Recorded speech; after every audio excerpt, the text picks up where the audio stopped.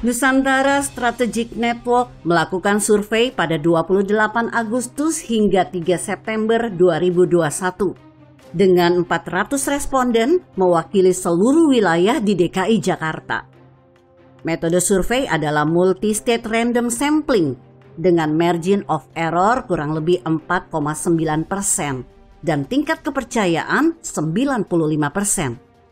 Survei ini terkait dengan interpelasi Formula E yang sampai saat ini terus menuai polemik.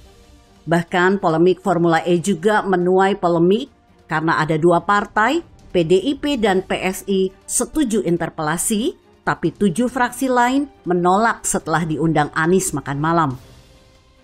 Jadi berdasarkan temuan survei yang dilakukan oleh NSN menunjukkan mayoritas publik DKI Jakarta setuju dilakukan interpelasi, yaitu sebanyak 71,5%. Mereka merasa perlu kejelasan penggunaan anggaran untuk ajang Formula E.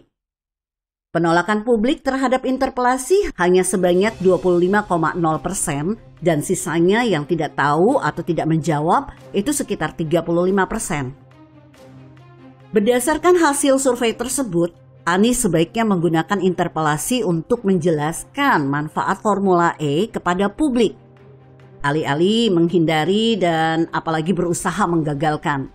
Anies terlihat jelas sangat menghindari interpelasi.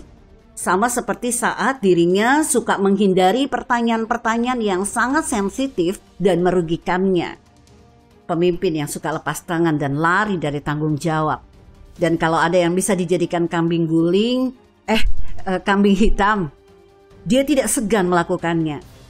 Kalau ada tameng yang bisa dipakai untuk menahan gempuran, kritikan, dan hujatan, dia akan manfaatkan. Lihat saja Wagub DKI saat ini. Apakah kalian pernah hitung sudah berapa kali Wagub memberikan penjelasan, klarifikasi, dan meralat kesalahan ucapan dari Anies? Pasti tidak, karena sudah tidak terhitung lagi. Saya yakin tanpa survei pun mayoritas masyarakat mendukung interpelasi. Meskipun tidak semilitan penjual agama tukang demo kalau sudah ngotot. Mereka setuju hanya sebatas itu. Tidak melakukan aksi besar untuk menuntut itu terwujud. Tapi itu sudah cukup kok. Anies memang tidak dihajar dengan keras karena mereka beda dengan pendukung Anies yang suka jualan agama itu.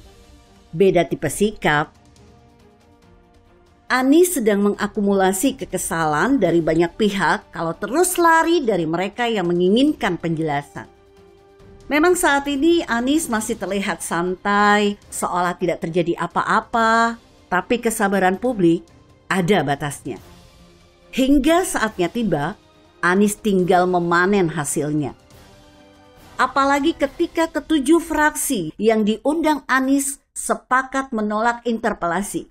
Membuat masyarakat makin muak. Dukungan terus berdatangan kepada PDIP dan PSI. Beredar seruan untuk mengingat 7 partai yang menolak interpelasi. Catat namanya baik-baik. Mereka ini wakil rakyat, tapi tidak mencerminkan diri sebagai wakil rakyat. Lebih cocok disebut wakilnya Anies dalam menolak interpelasi. Disinilah bedanya. Kalau Jokowi dianggap salah, maka kelompok penjual agama tukang demo akan langsung berulah dan melakukan aksi murahan.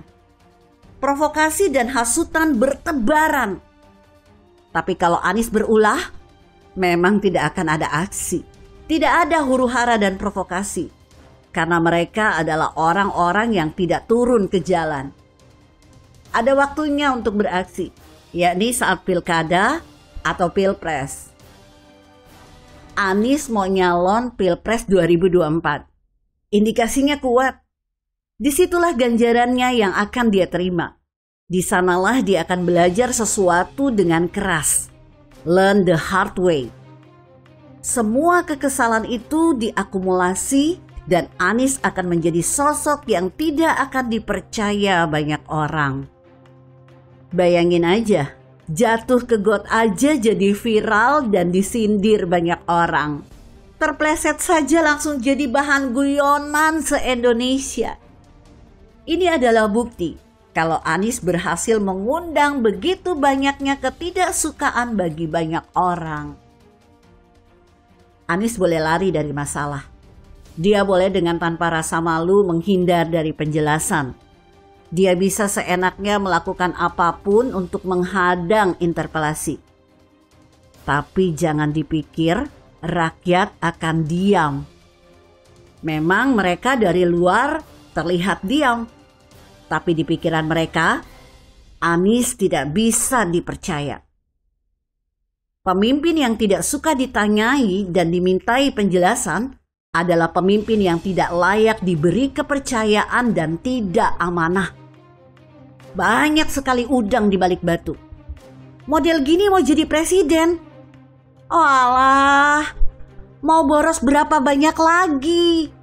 Mau kelebihan bayar berapa kali lagi? Sudah cukup gerombolan tak jelas mempromosikan pemimpin yang bikin ibu kota amburadul. Gerombolan tersebut sudah kocar-kacir. Saatnya Anies dihukum publik. Akan ada saatnya nanti. Bagaimana menurut Anda? Artikel ini ditulis Sardi di seaworld.com. Jika Anda berpendapat lain, berikan komentar Anda di kolom komentar. Saya Emma, Karisma 90.